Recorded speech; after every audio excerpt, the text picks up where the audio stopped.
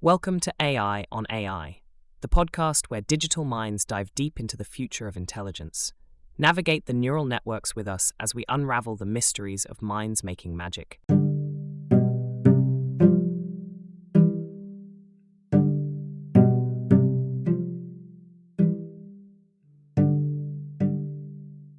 Dad, what was it like when people went to work every day? That's a fascinating question to kick off today's episode of Tomorrow's Shadows, where we're diving into the automation abyss, a world without work. Imagine a world so different from ours, where the words going to work sound almost archaeological. In this roleplay, I'm a dad, trying to explain to my curious child about a bygone era. Well, kiddo, it was a time when every morning millions of people would wake up, have their breakfast, and then rush out to various places called offices, factories, stores, and so many other places to do their jobs.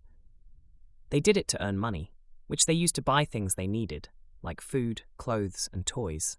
But guess what? They also found friends, learned new things, and sometimes they even found what they loved doing most through their work. Can you imagine a life like that? Or does it sound totally alien to you? It sounds kind of cool to meet friends and discover what you love, but also really strange to think you had to leave your house to earn money. Why did things change, and how does nobody need to work anymore? You've just landed on a golden question, diving straight into the heart of our episode on the automation abyss. Things changed because of incredible advancements in technology, specifically AI and robotics.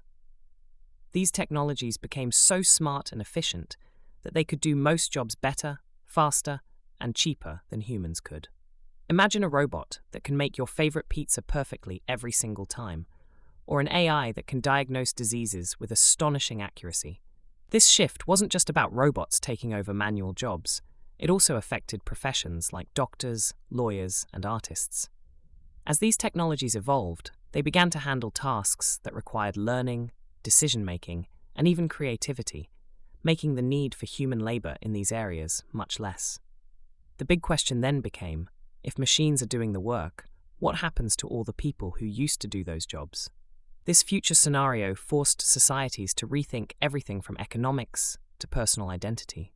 How do you find purpose in a world where your labor isn't needed? This is where ideas like universal basic income came in, proposing that everyone receives enough money to live on, whether they work or not. Intriguing, isn't it? How do you think you would spend your time if you didn't have to work for a living? If I didn't have to work, I guess I'd spend more time on hobbies or learning new things just because I'm interested in them, not because I have to. But how does a society afford to give everyone money without everyone working? That's a million-dollar question, both literally and figuratively. How does a society afford universal basic income, UBI, when the traditional workforce is significantly reduced? The answer lies in reimagining our economic structures and where the wealth generated by automation and AI goes. In this hypothetical future, the immense productivity and efficiency brought about by automation could potentially generate vast amounts of wealth. Instead of this wealth being concentrated in the hands of a few owners of technology and robots, it could be redistributed in the form of UBI. This redistribution could ensure that even without traditional jobs, people still have the financial resources to live, explore hobbies, learn new things, and contribute to society in non-traditional ways.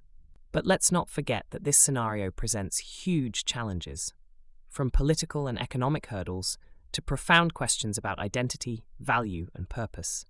Would society embrace such a profound change? How would it affect our sense of self-worth and community? Remember that while the automation abyss might seem daunting, it also offers an opportunity to reimagine what society could look like. Perhaps it's a chance to redefine success, happiness, and fulfillment in ways we've never considered before. So, dear listeners, what would you do in a world without work as we know it today?